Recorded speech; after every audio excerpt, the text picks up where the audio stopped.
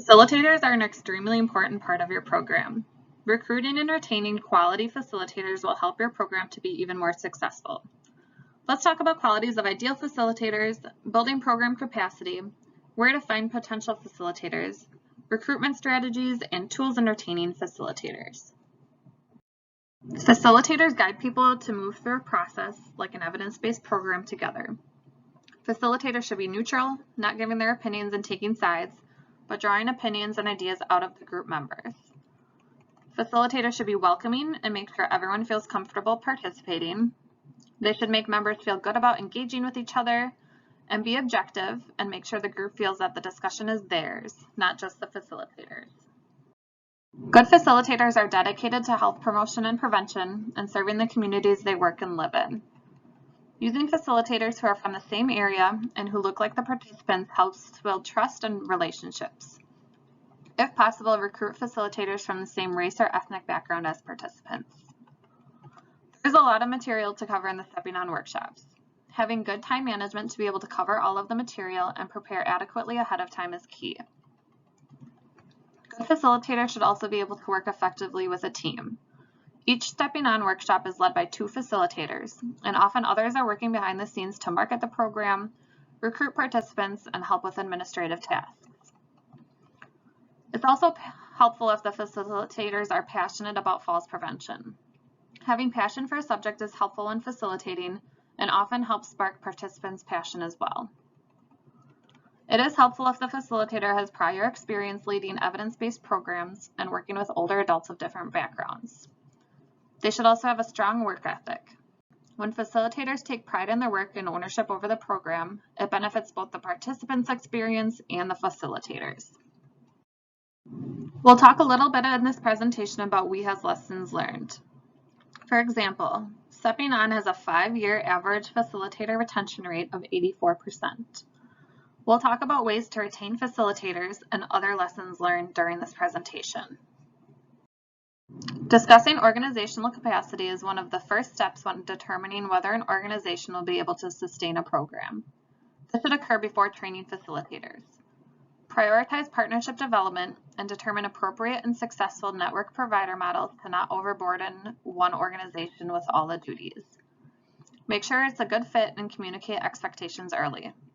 To increase the reach of an intervention, build up a program provider network like what is shown on the screen. For successful workshops, it is crucial to provide support along the way, which we will talk about later on in this presentation.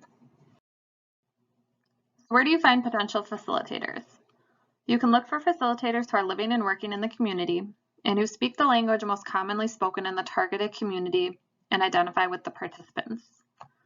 You can look at volunteer groups like Lions or Rotary clubs and other community service organizations that have individuals who like to give back and volunteer in the community. Look towards your partner organizations or find organizations that have a similar mission or have falls prevention as a priority. Talk to hospitals and clinics that have health educators and community benefits workers, private rehab facilities, public health departments, and more. You can also recruit facilitators directly from your workshops. These individuals could serve as a peer or trained facilitator. Facilitators can offer the opportunity to participants during a workshop and then follow up with people one-on-one. You can recruit potential facilitators through your existing facilitators. Have your current facilitators provide testimonials about the program and how it has enriched their life. You can solicit for facilitators by posting on social media or on your website. Have a section for a facilitator ad in your upcoming newsletter and ask your partner organizations to include the facilitator ad in their newsletters. Or recruit potential facilitators by word of mouth. Talk about the program when you meet like-minded individuals. Do you know a retired teacher or physical therapist that might be interested in facilitating? This is where you can think outside of the box. The best ways to recruit facilitators are directly from a workshop, by using facilitator testimonials, and by word of mouth. Before recruiting facilitators, you should have some recruitment strategies in place. You can interview potential facilitators about their interest, have them attend an informational session about the program, or have them fill out an application.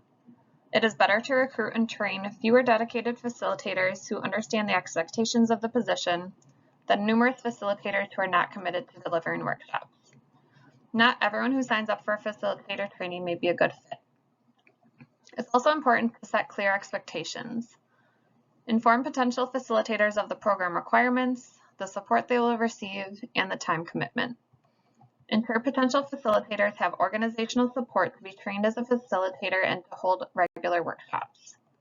It's okay to be picky. Think quality over quantity.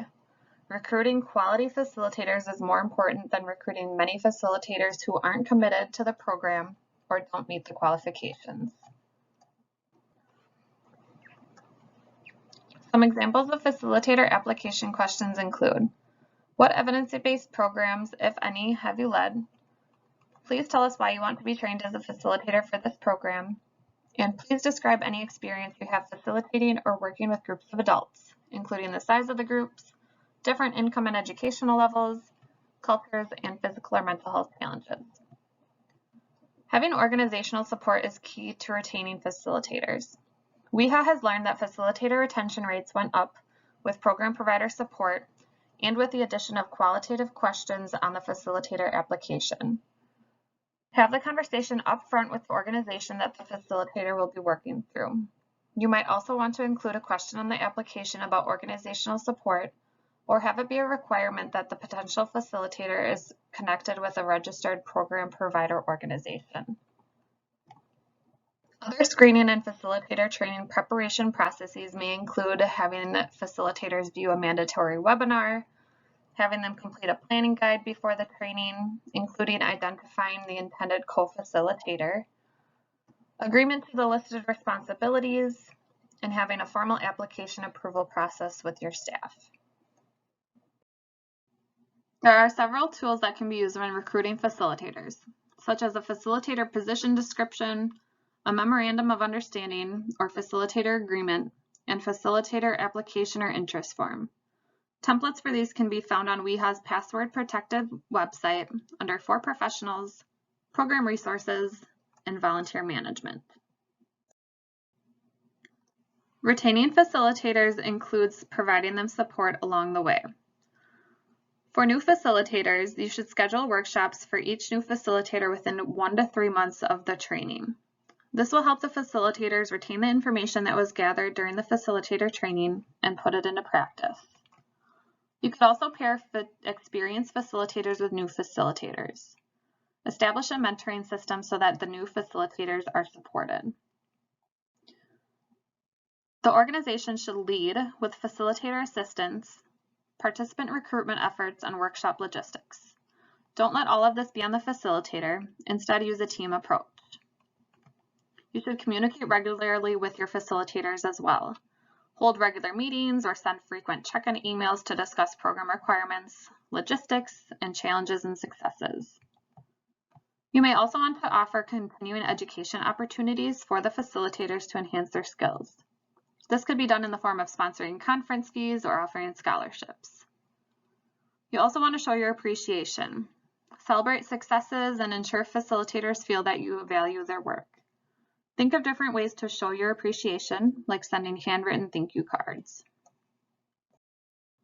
This is an example of WEHA's process for facilitator support and retention. We offer support during the training, which includes a facilitator toolkit, WEHA logistics and technical assistance overview, and we have the program provider or coordinating agency come to the final day or post-training call of all facilitator trainings. We offer post-training support by doing an official welcome email with the WEHA website login and offering the post-facilitator training call, which is required for new facilitators. And we also offer ongoing engagement. We hold annual facilitator calls, we do fidelity coaching sessions, we do quarterly Zoom meetings for program providers and facilitators, we offer one-on-one communication and technical assistance, and we offer support materials on the WEHA website, including marketing materials for the program. Consider using this as a selling point for recruiting new facilitators.